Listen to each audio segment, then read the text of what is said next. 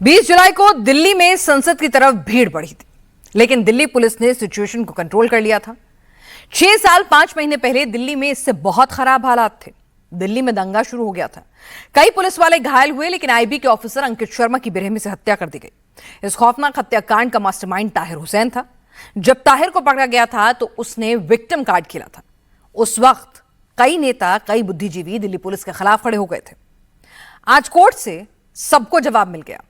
ताहिर हुसैन को उम्र कैद की सजा सुना दी गई। ताहिर हुसैन जब तक जिंदा रहेगा जेल में सड़ेगा।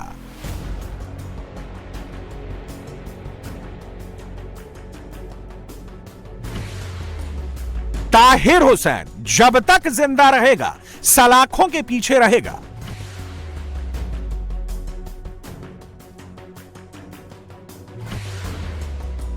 ताहिर हुसैन जब तक जिंदा रहेगा तौबा तौबा करेगा।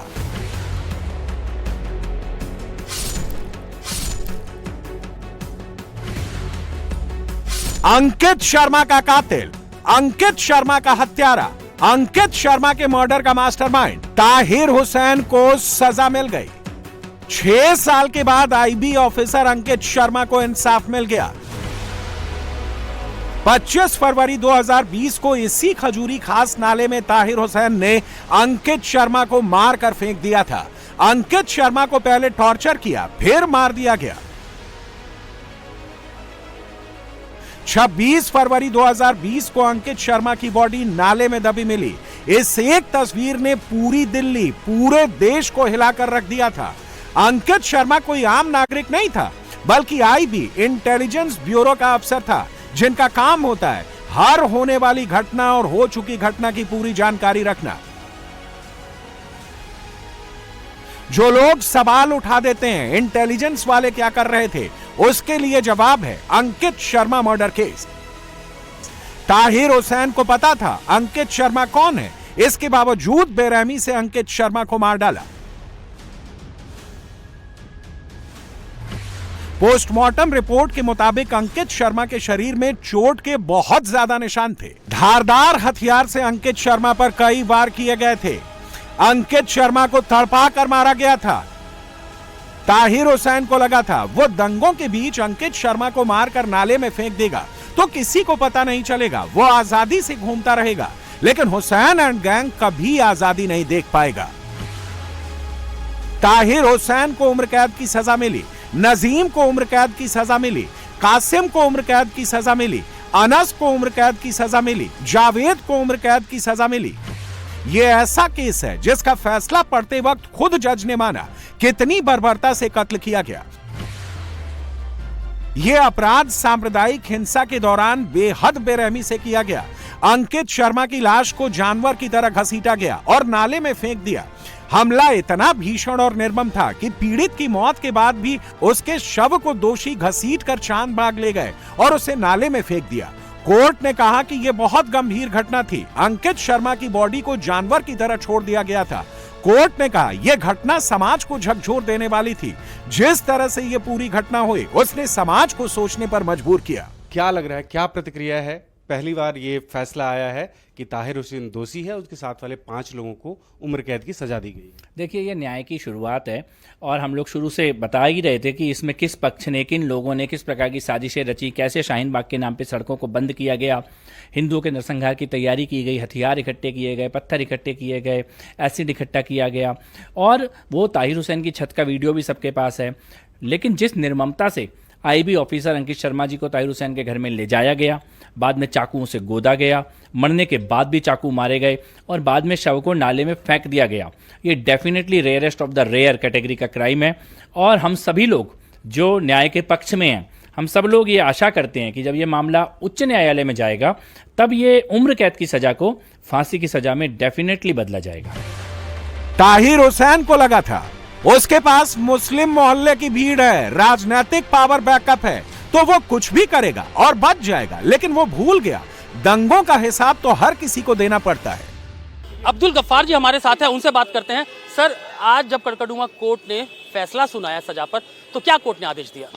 देखो, ये जो ट्रायल था 11 लोगों के केस था। 11 में से 6 लोग पहले ही कोर्ट ने बरी कर दिए थे, जो 13 जुलाई को ऑर्डर आया था, आज मैटर लगा था प्रोनाउंसमेंट ऑफ सेंटेंस।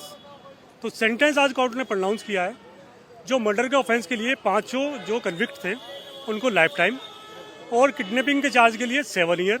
जो अदर ऑफेंसेस थे रॉयटिंग के और अनलॉफुल असेंबली के पार्ट होने की violation of 144, 1 year, 2 year, 3 year किया है। तो मैक्सिमम पनिशमेंट जो है वो लाइफ टाइम है 302 में। लेकिन एक एस्पेक्ट बड़ा इंपॉर्टेंट है, मर्डर के ऑफेंस के लिए 2 ही पनिशमेंट होते हैं, डेथ या लाइफ टाइम। तो कोर्ट ने इसे रेयरेस्ट ऑफ रेयर ऑफेंस तो माना, लेकिन इसके साथ साथ एक बड़ी इंपॉर्टेंट कोर्ट ने बात की है कि during the course of trial prosecution किसी भी कन्विक्ट के अगेंस्ट कोई ओवर एक्ट प्रूव नहीं कर पाई। ताहिर हुसैन का सच दुनिया ने देखा था। ताहिर हुसैन को सजा सुना दी गई, लेकिन ताहिर हुसैन को इससे भी कोई फर्क नहीं पड़ा। जब ताहिर हुसैन को दोषी करार दिया गया तो वो रो पड़ा।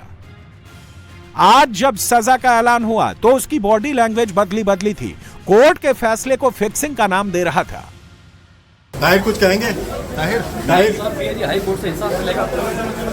हाई कोर्ट सर प्लीज इंसाफ का कोर्ट एक आज ये rare of the rarest court. Tahir Hussain ने हाई कोर्ट जाने की पूरी तैयारी कर ली है। इससे पहले हमने देखा था कि जब ताहिर हुसैन को दोषी करार दिया गया था तो वो कोर्ट रूम में ही फूट फूट कर रोने लगा था। उसको पता था कि उसके ऊपर फांसी की सजा की तलवार लटक रही है। लेकिन जैसे ही आज अदालत ने ताहिर हुसैन समेत सभी 5 आरोपियों की उम्र कैद की सजा सुनाई, तो इसके बाद कोर्ट रूम से निकलते ही ताहिर हुसैन ने कहा कि वो न्याय के लिए दिल्ली हाई कोर्ट का दरवाजा खटखटाएगा। ये जो लोग चेहरा छिपा रहे हैं, ये नजीम, कासिस, अनस, जावेद हैं। इन्होंने ताहिर के साथ मिलकर अंकित शर्मा को तड़पा कर मारा था।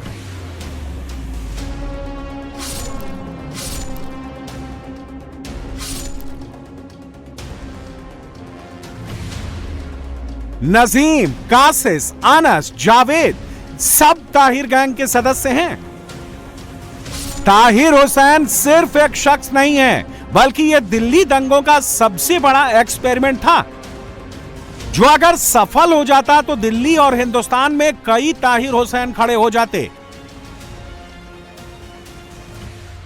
ताहिर हुसैन अपने समर्थकों को सरकार और सिस्टम से बचाने की गारंटी देता था। ताहिर हुसैन मुस्लिम वोट पावर से पॉलिटिक्स में आने का तरीका बताता था।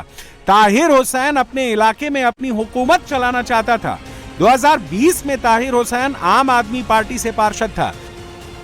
2020 का दिल्ली दंगा उस क्षेत्र में हुआ जहां मैं सांसद हूं, और मैं मानता हूं कि दिल्ली दंगों का मास्टरमाइंड ताहिर हुसैन और उसके साथियों को आज उम्र कैद की सजा हुई है। मैं इसको न्याय की जीत मानता हूं, और आम आदमी पार्टी के पार्षद के रूप में उसने ऐसा जघन्य हत्याकांड किया था, जघन्य दंगा करवाया था। आज आम आदमी पार्टी के नेताओं को भी एक बार आकर के क्षमा तो मांगना चाहिए कि आपने कैसे लोगों को चुना था पार्षद बनाने के लिए। जब दिल्ली पुलिस ताहिर हुसैन के ठिकाने पर पहुंची, उसके अड्डे से पत्थर, पेट्रोल बम, बहुत बड़ा गुलेल, कई हथियार मिले थे। ताहिर हुसैन ने बड़ी तैयारी की थी, जिसका जिक्र कई बार सुनवाई के दौरान भी हुआ था। ताहिर हुसैन कैसे पकड़ा गया, यह जानना भी जरूरी है। अंकित शर्मा के पिता ने एफआईआर में ताहिर हुसैन पर हत्या का आरोप लगाया था। चश्मदीदों की गवाही ने साबित किया ताहिर हुसैन हत्याकांड का मास्टरमाइंड था। दिल्ली पुलिस की चार्जशीट में आरोप लगाया गया कि अंकित शर्मा को सुनियोजित तरीके से निशाना बनाया गया था। अगर ताहिर हुसैन बच जाता, अगर अंकित शर्मा को न्याय नहीं मिलता, तो दिल्ली में ना जाने कितने नालों में इंसाफ दफन मिलता। अब आखिरी सांस तक ताहिर हुसैन जेल के अंदर सड़ेगा।